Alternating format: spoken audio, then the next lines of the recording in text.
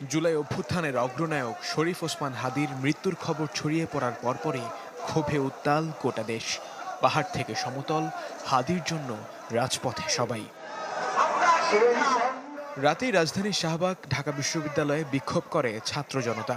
পতিত আওয়ামী লীগ ও ভারতীয় আধিপত্যবাদের ষড়যন্ত্রের বিরুদ্ধে স্লোগান দেন জুলাইয়ের সম্মুখ সারির যোদ্ধারা। ব্যর্থতার দায় নিয়ে অবিলম্বে স্বরাষ্ট্র উপদেষ্টার পদত্যাগের দাবি জানান তারা। যার কাছে মানুষের জীবনের মূল্য নাই, যার কাছে পেঁয়াজ মশলা দাম বেশি, সে অপদার্থ অথবা স্বরাষ্ট্র উপদেষ্টাকে আজকে রাতের মধ্যেই পদত্যাগ করতে হবে। ছাত্র জনতার সাথে এক কাতারে সামিল জুলাই অভ্যুত্থানের নেতা নাহিদ আসিফ মাহফুজরাও। শুক্রবার জুমার নামাজের পর দেশব্যাপী বিক্ষোভের ডাক দেন তারা। হাদির খুনিদের ফিরিয়ে দেওয়ার আগ পর্যন্ত ভারতের সঙ্গে সব সম্পর্ক ছিন্ন করার আহ্বান মাহফুজ আলমের।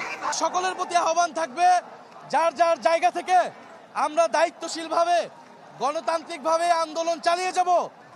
যারা এই আন্দোলন এবং জনগণের ক্ষোভকে ব্যবহার করে আন্দোলন বিপথে নেওয়ার চেষ্টা করবে, তাদের প্রতি আপনারা সতর্ক থাকবেন।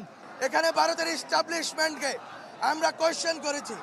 ভারতের সুযোগ ছিল, বারবার আমরা বলেছি এই দেশের জুলাইকে আপনারা স্বীকার করুন।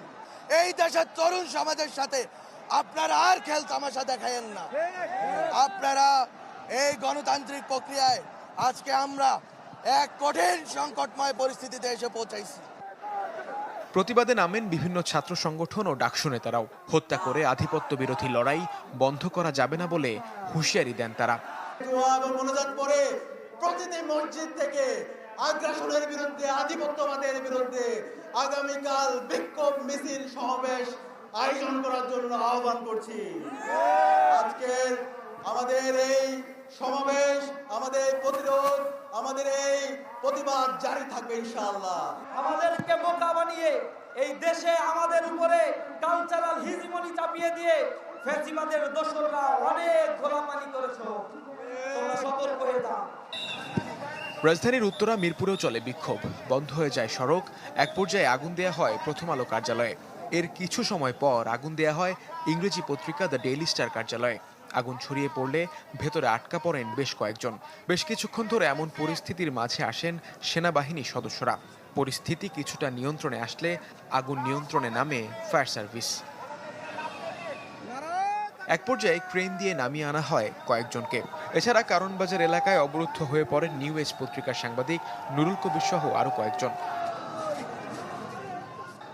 অন্যদিকে আগুন দেয়া হয় ধানমন্ডি ৩২-এর বাড়িতেও। এমন বাস্তবতায় রাজধানীর গুরুত্বপূর্ণ পয়েন্টে আইন শৃঙ্খলা বাহিনীর সদস্যরা পরিস্থিতি নিয়ন্ত্রণে আনার চেষ্টা করে। এদিকে ভাঙচুর চালানো হয় ধানমন্ডির ছায়ানট কার্যালয়েও। দুমড়ে মুচড়ে পড়ে থাকে আসবাব ও অন্যান্য সামগ্রী।